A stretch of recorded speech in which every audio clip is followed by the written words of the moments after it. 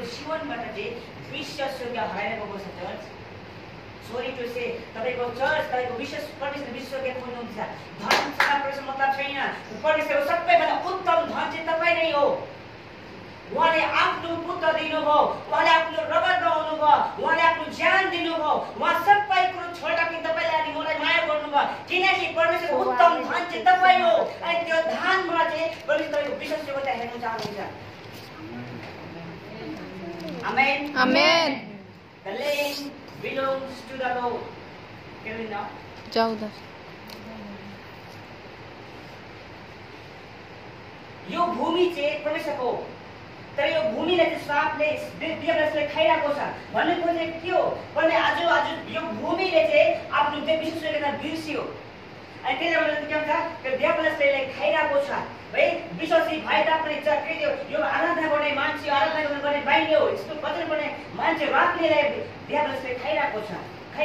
किनकि चर्चले उहाँको विश्वास योग्यतालाई बिर्स्यो। अनि जुन दिन यो चर्चले चाहिँ उसलाई उहाँको विश्वास दिनुभयो भने उहाँले चाहिँ उसलाई प्रोटेक्ट गर्नुहुनेछ। उहाँ चाहिँ के उहाँको सुरक्षा बन्ददेखि बाहिर छ।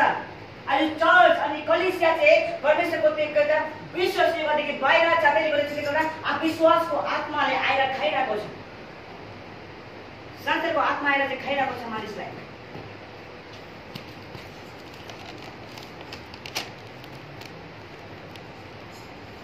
टाइप भने चाहिँ के हो भन्नु धन्यवादी दिनु। धन्यवादी दिनु। उहाँले जुन गर्नुभएको गीत छ नि धन्यवाद के साथ स्तुति न मांगने से ज्यादा तपाईले सोच्नु 10,000 को उसले कमाएर 20 रुपैयाँ कसैले कमाइरहेको हुन्छ। त्यसले सोच्नु 5,000 कमाउँछ 10,000 कमाइरहनु भएको छ। त्यसले सोच्नु 2,000 कमाउँछ 4,000 कमाइरहनु मांगने से ज्यादा दिया। धेरै खुसी हुनुभयो। तर विश्वास योग्यता चाहिँ छोडेर गयो चर्च। हरायो। Rise up. The land belongs to the Lord. भूमि चाहिँ परमेश्वरको हो। त्यो भूमि चाहिँ तपाईँ हो। अनि तपाईँको भूमिबाट जुन फल आउँदैछ त्यो फल चाहिँ परमेश्वर दिनुहोस्, न कि त्यो देवदासलाई।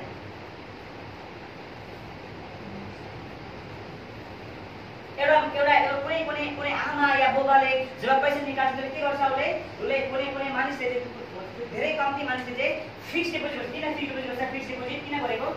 अलिकति ब्याङ्कमा किन गर्छ? धेरै आउनलाई। त्यसले फर्स्ट कुरो चाहिँ के हो भन्दाखेरि त्यो तपाईँको चाहिँ नेक्स्ट टाइम चाहिँ धेरै आउनुको लागि हो। आमेन आमेन आमेन। यदि एउटा संसारले एउटा बैंकले तपाईँलाई धेरै दिनु सक्छ भने तपाईँको पिता बुबाले पनि धेरै दिनु सक्छ। आमेन आमेन।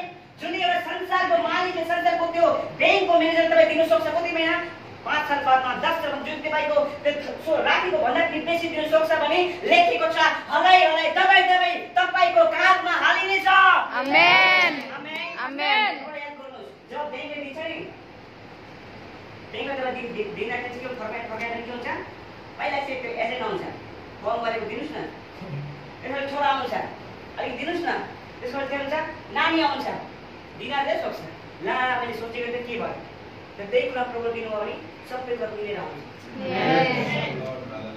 आमेन आमेन। त्यो 10 वर्ष भने के हो उहाँको विश्वास योग्यतालाई फर्काउनु भने धन्यवाद दिनुहोस्। पैसा मागेको होइन परमेश्वरले तपाईँको हृदय माग्दैछ। तपाईँको त्यो पहिलो फर्स्ट प्रेम तपाईँको चाहिँ के भन्छ त्यो फर्स्ट प्रेम चाहिँ तपाईँको के हराएर जाँदैछ।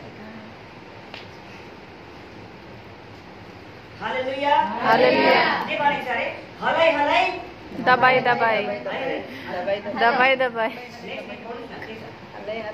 हलै दबाई नेक्स्ट बारे हिंदी में हिला के दबा के दिया जाएगा। कहाँ दिया जाएगा? हम लोग को देगा परमेश्वर। हम लोग हिला का दबा कर उभरता हुआ गोद में डाला जाएगा। आमेन। क्या है? गोद में। हालेलुया हालेलुया।